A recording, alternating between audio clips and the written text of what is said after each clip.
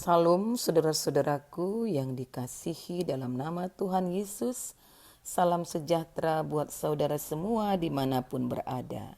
Sebelum kita mendengarkan firman Tuhan, marilah kita berdoa. Terima kasih ya Allah, Tuhan yang baik yang kami kenal dalam nama Yesus. Terima kasih untuk kasih setiamu yang tidak pernah meninggalkan kami.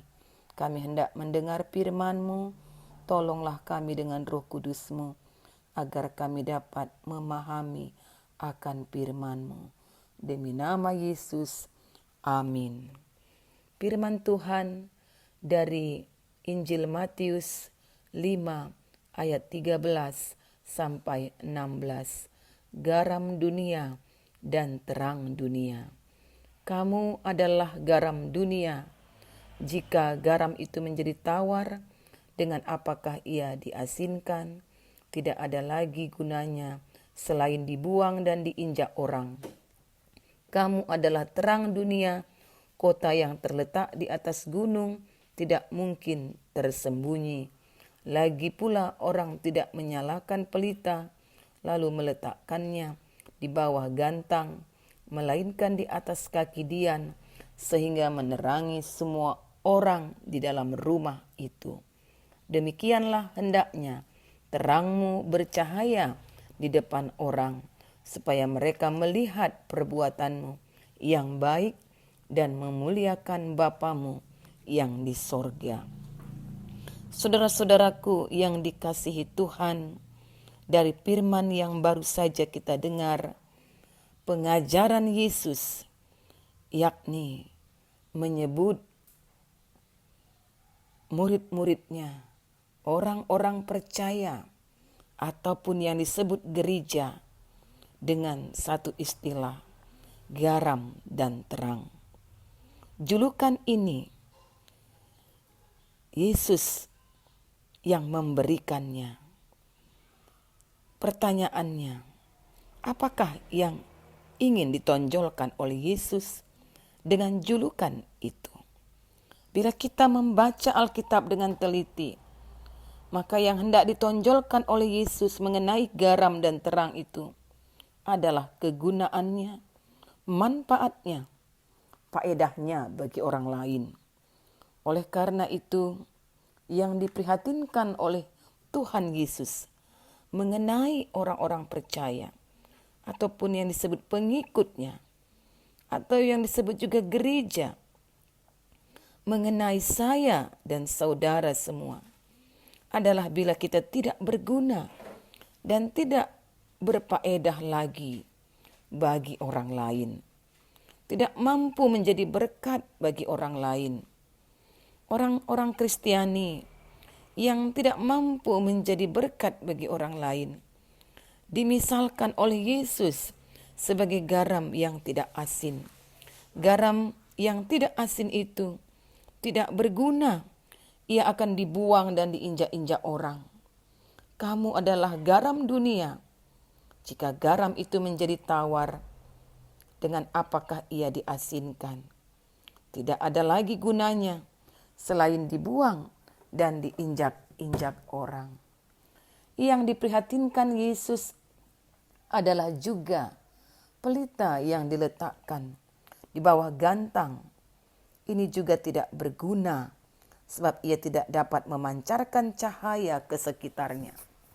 Pelita itu, kata Yesus, mesti diletakkan di atas kaki dian, sehingga menerangi semua orang di dalam rumah itu. Saudara-saudaraku, jadi yang penting bagi Yesus bukanlah apakah kita ini orang-orang Kristiani, pengikutnya, gereja, tetapi apakah kita ini orang Kristiani yang berguna, yang bermanfaat, yang membawa berkat. Jadi dari sini saudara-saudaraku, jangan cepat-cepat bangga dan menepuk dada karena kita adalah garam dunia.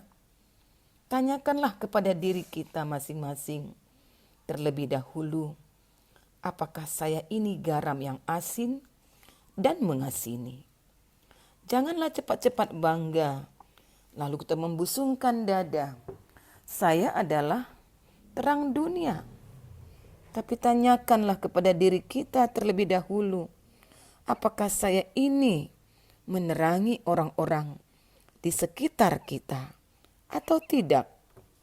Saudara-saudaraku yang terkasih, yang penting dan yang terpenting adalah apakah kita sebagai orang-orang Kristiani, sebagai pengikut Yesus atau yang disebut gereja, sudah membawa berkat dan manfaat bagi sekitar kita. Yang paling penting dari garam dan terang adalah kegunaannya. Dalam bahasa Latin ada pepatah yang berbunyi, Nil utilius sole et sale. Sole itu matahari, sale itu garam.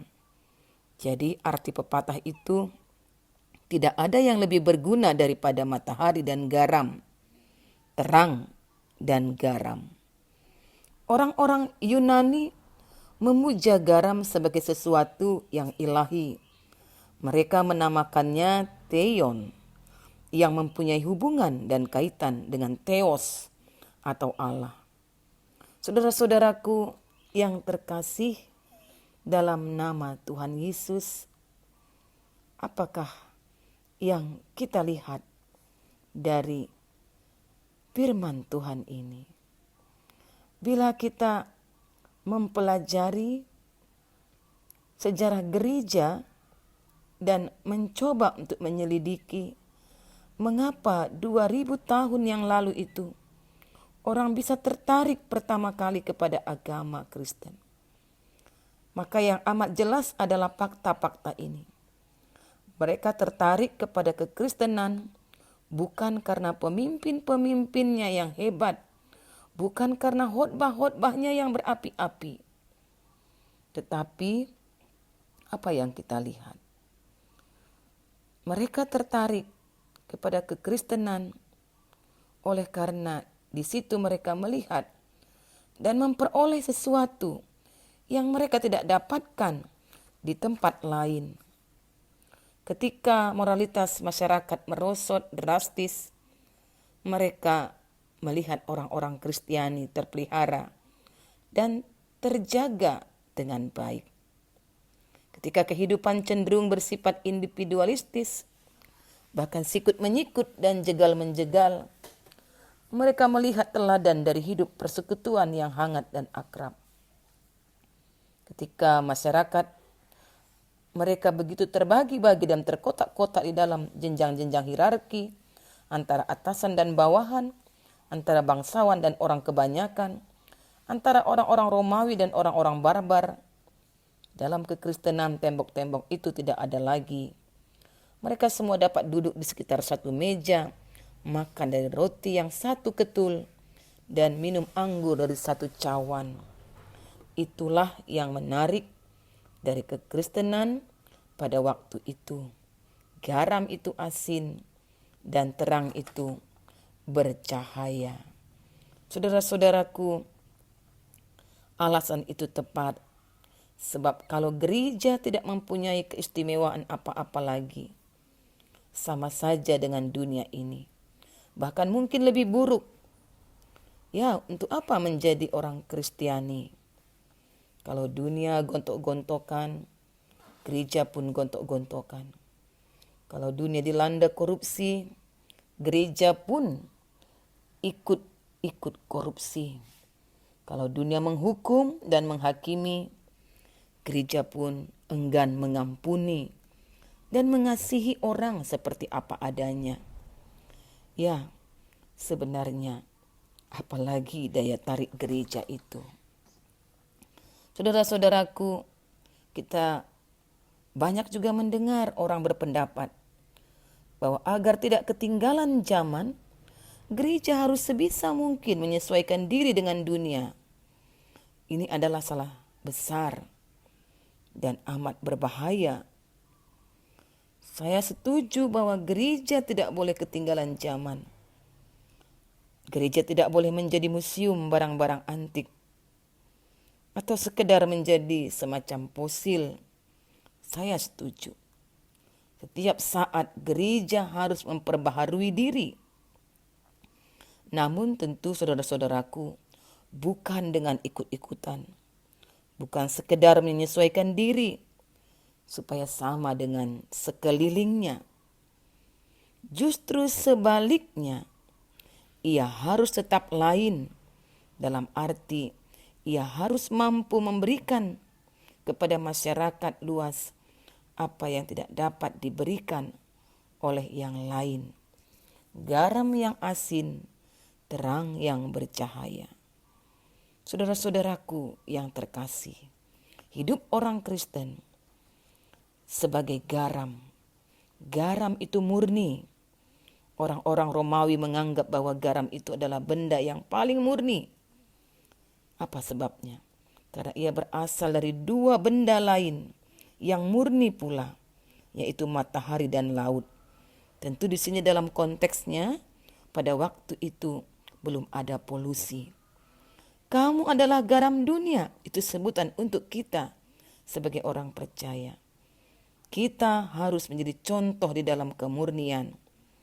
Dunia ini terus-menerus cenderung untuk menurunkan standarnya. Standar kejujuran semakin merosot. Standar pengabdian semakin merosot. Standar kerajinan pun semakin merosot. Orang-orang Kristen, gereja tidak boleh ikut merosot. Tidak boleh ikut dicemarkan oleh dunia.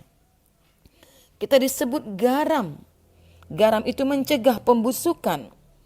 Dunia ini terus terang. Makin lama makin busuk. Di luar memang kelihatannya sehat-sehat saja. Tapi di dalamnya sebenarnya sedang terjadi proses pembusukan dan pelapukan. Karena itu kita merasakan sakitnya, walau tidak selalu tahu di mana sumbernya. Pembusukan itu mendalam dan juga terus menjalar dan meluas. Kalau kamu, kita, saudara dan saya disebut sebagai garam, artinya kita harus berusaha sedapat mungkin mencegah proses pembusukan itu. Jangan malah ikut-ikut membusuk. Kamu adalah garam. Garam berfungsi menyedapkan. Bagi saudara-saudara yang melakukan diet tanpa garam, tentu tahu bagaimana tidak enaknya dan hambarnya makanan yang dimakan. Kamu adalah garam dunia. Hidup orang-orang Kristen, gereja, seharusnya lah menjadikan kehidupan ini lebih sedap dan menggairahkan.